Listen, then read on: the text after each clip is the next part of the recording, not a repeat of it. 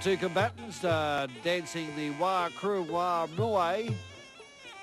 Preliminary of 5 rounds of Muay Thai, and it's Lerdnimit Petchsupaphun. 19 years of age, 5 feet 6 inches tall, 118 pounds he's weighing in, 23 professional fights for 7 losses. That's Lerdnimit in the red corner.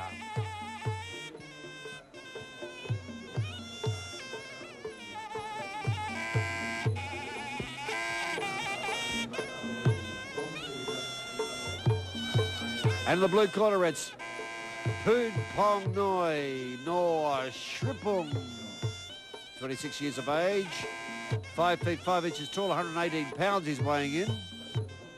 49 professional fights for 16 losses only. That's Pudphongnoi in the blue corner. Pudphongnoi is 26 years of age. He's 5 years older than his opponent Lerdnimit.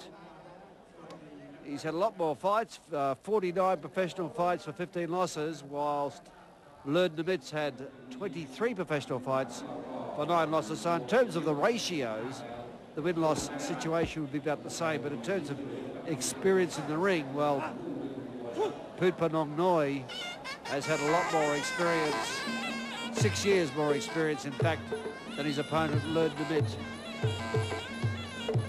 Pudphongnoi in the blue corner. Lerdnimit in the blue. Lerdnimit using the T-push kick as a probe here in this first round. Don't expect any big shots to be fired here in this first round. The fireworks usually takes place later on. Although knockouts in the first round of Muay Thai are not that uncommon, they do happen.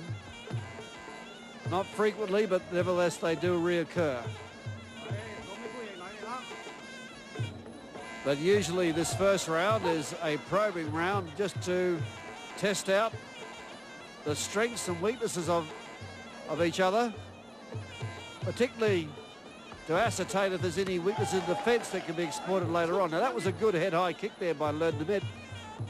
That one was spot on. Landed right over on the head of Pudphongnoi, and Pudphongnoi was tested there with that head-high kick by Lerdnimit.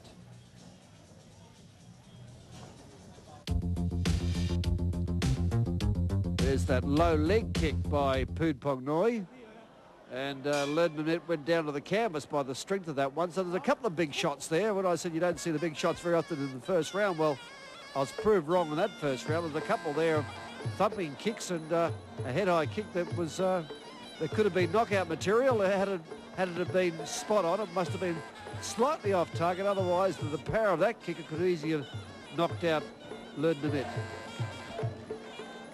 Lerdnimit in the red corner, Pudphongnoi in the blue.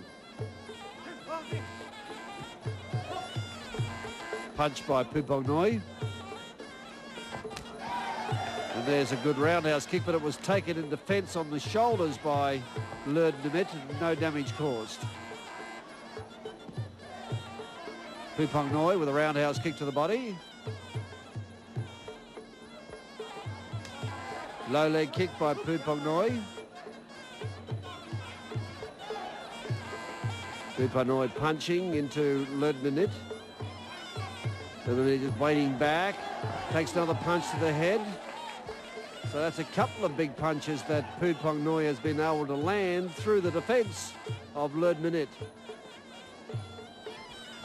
Again, Pudphongnoi persisting with these punches. And back comes Lerdnimit with jabs. Pudphongnoi has a reputation for packing a fairly solid punch. And he's not reluctant to use it if he gets the opportunity.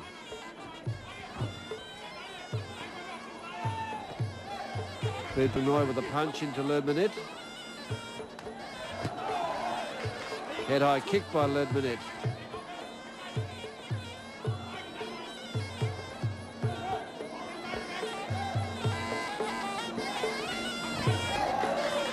Pudphongnoi with a low leg kick.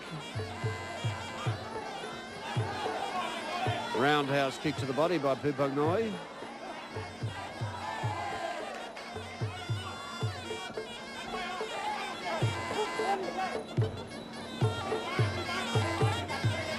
Pudphongnoi continuing on with those low leg kicks and also his punch power, mixing it up, causing a few problems for Lerdnimit at the moment.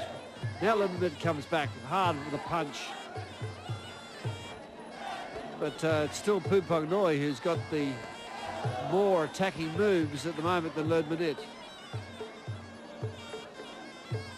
Low leg kick, Pudphongnoi.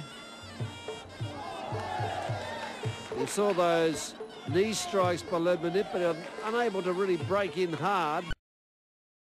And virtually wasted shots those were. They didn't do any damage at all. End of the round. Well, I think you could probably say there's been two probing rounds taking place in this contest. Both fighters have been a little cautious of each other. Certainly Pudphongnoi's been getting his punches in, but he's been holding back on some of his big kicks.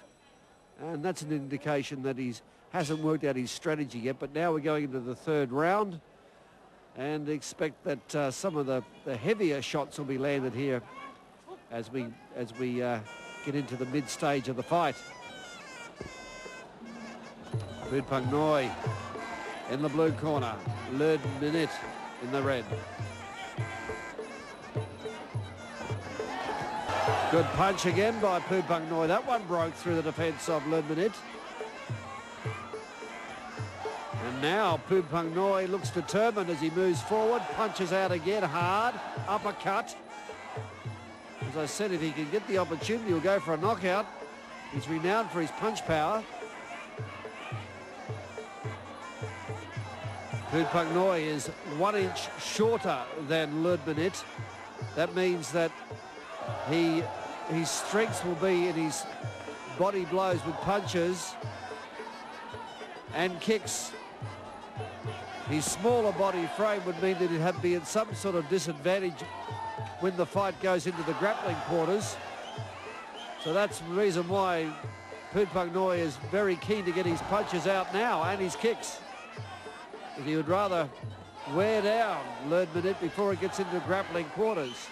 On the other hand, Lerdnimit should be trying to get into grappling quarters where he can use his extra height in the grapple, particularly with the knee strikes. Pudphongnoi in the blue corner, coming up onto Lerdnimit. Lerdnimit standing back a bit from Pudphongnoi.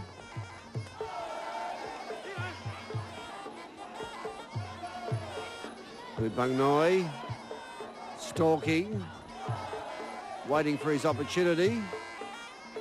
Lerdnimit in the red corner.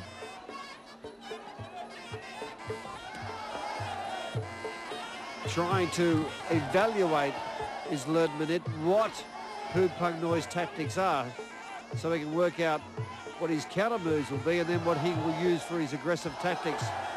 But right now, Pudphongnoi's just been basically punching and kicking. Here he comes in again, punch, kick, low leg kick on that occasion.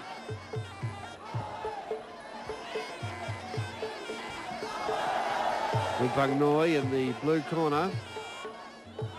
Stalking, fires in the roundhouse kick at the body. Again, surprisingly, Lerdnimit hasn't gone grappling. That would be his advantage. He's got a 1 inch height advantage over Pudphongnoi. If he get his grappling irons on and start firing in the knee strikes, he could get the upper hand over Pudphongnoi. But right now, he's basically playing into the trap of Pudphongnoi, and that is allowing himself to be attacked with these punches and kick combinations. End of the round, end of round 3.